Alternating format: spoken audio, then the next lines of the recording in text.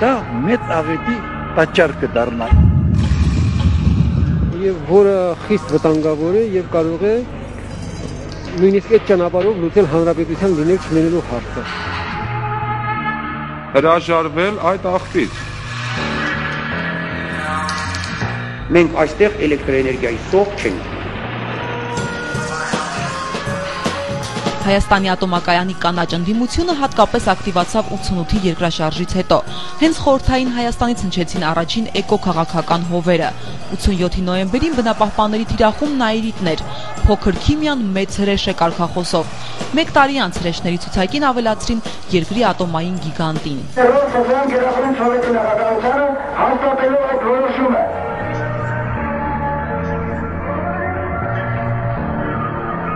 Ատոմակայանի տարածքի ընտրությունը եւ հետագայում նաեւ նրա շինարարությունը կատարվել է այնպիսի տարածքում, որը կտրականապես հակասում է գործող սանիտարական պահանջներին։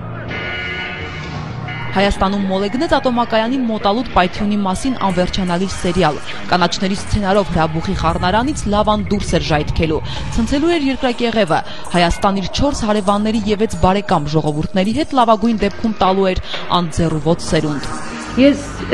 կուզենայի ցույց տայի ձեզ մի նկար այս երեխայի նկարը, որը ծնվել է Չեռնոբիլի ողբերգությունից հետո։ Գիտեք ինչ, սա այն մեծ ողբերգությունն է, որից մենք չենք կարողանա խուսափենք, եթե վթարը տեղի ունենա։ Երկրի առաջին էկոակտիվիստներից էր այդ տարիների նախարար Կարինե Դանիելյանը, ատոմակայանը մեկընդմիշտ կողպելու կոչի հեղինակը, նույն ինքը, ում գլխավորությամբ էր կառավարվում հատուկ հանձնաժողովը, որն էլ կայացրեց ատոմակայանի փակման մասին որոշումը։ Եկանք այն եզրակացության, որ աննպատակահարմար է այսօր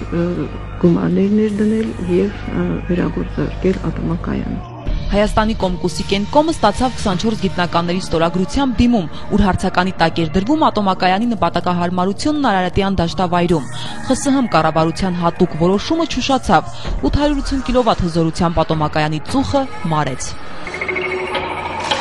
Այդ ատոմային էլեկտրականին ինչ էլ ուզում ենք անենք, չենք կարող բերել այն վիճակի, որպեսզի նա անվտանգ շահագործման ենթարկվի, եւ դա մեր էներգետիկայի, մեր հավոտ հարցերի լուծման մեջ շատ համեստ տեղ է գրավում։ Առանց այլընտրանքային նոր էներգետիկ աղբյուրի տեղը ցույց տալու կանգնեցվեց ամենամեծ էներգաարտադրողը։ Երկիրը հայտնվեց էներգետիկ ճգնաժամում։ 92-ից 95 թվականներին ոչնչացվեց 27000 հեկտար անտառ, հատվեց 7000 հեկտար անտառային ծածկույթ։ Հայաստանի կանաչ տարածության 70%-ն այսօր կազմալուծված է։ Էկոհայրենասիրության քամիները Հայաստանից քշեցին ավելի քան 1 միլիոն բնակչի։ Փակված ատոմակայանին փոխարինեց նավթի ու կերոսինի ձախ բիզնեսը, ձախ լարանցումները, չծնված երեխաները, սառած երկիրը։ Հայաստանում կատարվեց աշխարհում նախադեպը չունեցող փաստ։ Ատոմակայանների պատմության մեջ առաջին անգամ ՀԱԵԿ-ը դարձավ 6 տարվա ընդմիջումից հետո առաջին վերաթողարկված կայանը։ 95-ին Գերագույն խորհուրդը կայացրեց ատոմակայանը գործարկելու մասին որոշում։ Մշակվեց ատոմակայանի թողարկման հայեցակարգ։ 407.5 մեգավատ հզորությամբ երկրորդ էներգաբլոկը միացավ էներգետիկ ցանցին։ Ամենածանր, ամենավատ տարիներն էին եւ այստեղ պերսոնալը, անձնակազմը շատ մեծ աշխատանք կատարեց այդ վատ պայմաններում, առանց վատ ֆինանսավորման պայմաններում, ոչ լավ աշխատանքային պայմաններում թողարկեցինք երկրորդ էներգաբլոկը եւ Հայաստանի վիճակը, ինչպես տեսնում եք, թողարկումից հետո լավացավ։ Կայանի գործարկումից հետո գլխավոր խնդիրն էր հավաքել կայանի գենոֆոնդը։ Մասնագիտական ներուժը գրեթե փոշիացել էր, աշխատանքի մեկնելով տարբեր երկրներ։ Հովհաննես Կոկչյանը 5 տարի Գերմանիայում էր, երբ սկսվեց կայանի գործարկումը, նրան փնտրեցին ու գտան։ Ատոմակայանի աշխատողի առաջնային խնդիրը դա անվտանգության կուլտուրայի ապահովումն է։ Մենք ձեններ ենք լսում, տեսնում ենք էլ, լսում ենք էլ, երբ որ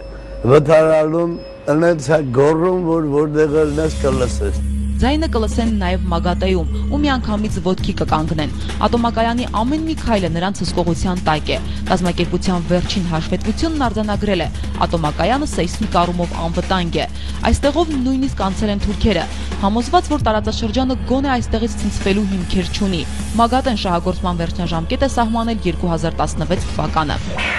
Վերաթողարկումից հետո ԱԻԿ-ի անվտանգության բարձրացման նպատակով Հայաստանի կառավարությունը հատկացրել է $7 միլիոն,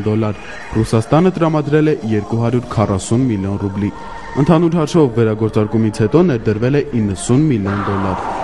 2003-ին ատոմակայանի ֆինանսական հոսքերը անցնում են ռուսական Ինտերրաո-ԵՍ ընկերության կառավարմանը, որի սեփականատերը Ռոսատոմ պետական կորպորացիան է։ 2008-ին ռուսները պայմանագրի ժամկետը երկարացրին ևս 5 տարով։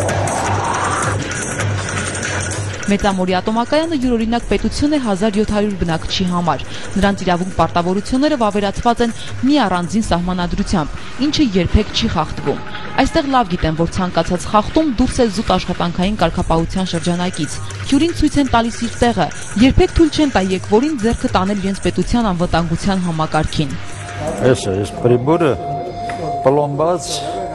կարմիր բանի վրա փակ վիճակում, եթե հիմա հանենք ու սեղմենք այս կնոպկեն, ամբողջ բլոկը կանգնի։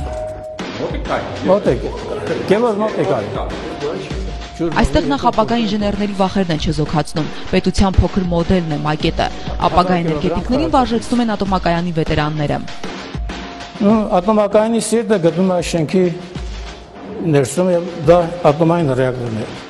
Սիրտն է ղեկավարում ՀԱԵԿ-ը, հատկապես այս սենյակում պետք է լռել, ոչ մի սխալ շարժում։ Ուսանողներին բացատրում են, որ ատոմակայանի սրտի աշխատանքը շնչառությունը հասկանալու համար միայն գիտելիքը բավարար չէ, պետք է սիրել այս օրգանիզմը նրան քեզ ենթարկելու համար։ Երբ որ նոր աշխատող է գալիս, մատ բերում ենք այս ձենը լսում է, սարքավորումը լսում է, հետո ասում ենք համաձայնես, որ համաձայնվի թե չէ աշխատելը։ Նոր ժամանակ ընդեք արդեն դնում ենք դուբլեր բանի, գնում են, սովորում են։ Լևի Գրիգորյանն ինստիտուտն ավարտելուն պես միանգամից գործողվել է մեծամոր, ատոմակայանների մասին իր հետ բերել էր ընդամենը 1 տետր դասախոսություն։ Այդպես էլ չկարողացավ իր հարևան բարեկամներին բացատրել, թե ինչ է անում մեծամորում։ Մի անգամ պապիս գյուղում գնացի, ասեց ինչ ես աշխատում, ես այն ժամանակ ասեց մաշինից բշվեի։ Ասի պապի դե պրիբորները բանով նայում ենք, որ մեր բանն չլն էլի, դե ինչ ասեմ գյուղացի մեծ մարդուն։ Հետո մեր հարևան գալմերան հարցնում է, Լևան Երևանում ինչ աշխատում, ասում է Լևան պահակա։ Այսօր մեծամորի ատոմակայանն ապահովում է Հայաստանի էներգաարտադրության մոտ 45%-ը, տարեկան տալիս է ավելի քան 2.5 միլիարդ կիլովատ-ժամ էլեկտրաէներգիա։ Գործող երկրորդ ռեակտորը նախատեսվում է կոնսերվացնել 2016-ին, երբ կլրանա նրա շահագործման 30-ամյակը, ծերությունն անխուսափելի է։ 75 թվի մարտ ամսին էր, այս կռաններով մարդիկ Մրջուրնի նման էսյալնի անտես գնմեր, եկանք ու տեսանք ու մնացինք, մինչև մեր մնացինք ստեղ, արդեն 34 տարի։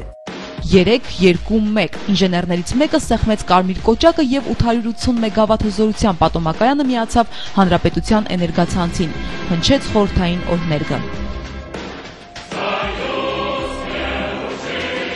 Մեծամորում այսօր զգուշությամբ են խոսում նոր էներգաբլոկի մասին։ Գլխավոր մտահոգությունը արդյոք նոր տեխնոլոգիաները չեն խժռի աշխատատեղերը։ Ամեն դեպքում այս 30 տարիների ընթացքում Հայաստանի էներգետիկ ամենամեծ ձեռքբերումը ոչ թե կայանն է, այլ այն աշխատացնող մարդիկ, էներգետիկները։ Փոքր ատոմի մեծ ինդուստրիան չէր կայանա առանց նրանց մեծ նվիրումի։